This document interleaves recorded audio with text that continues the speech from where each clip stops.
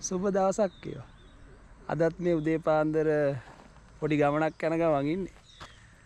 දැන් වෙලා උදේ 6:00ට විතර ඇති. මම මේ ඉන්නේ බදුල්ල මහනුවර ප්‍රධාන මාර්ගයේ අධිකාරිකම පහු කරලා බදුල්ල පැත්තට යන ගමන්.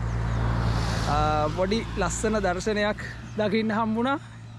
ඒක බලන්න තමයි නතර උනේ. මේ බලන්නකෝ මේ පැත්තේ දර්ශනේ.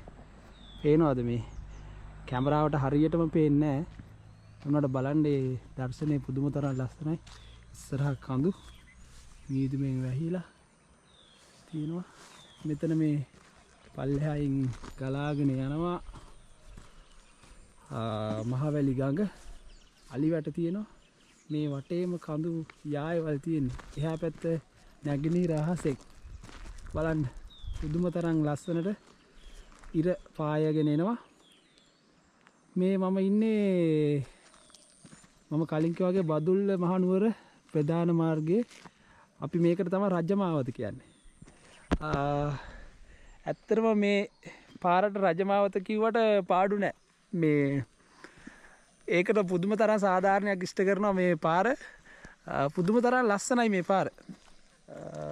බලන්න ඉස්සරහා එන්න මෙතන මේ ගල් පවුරුත් එක්ක තියෙනවා.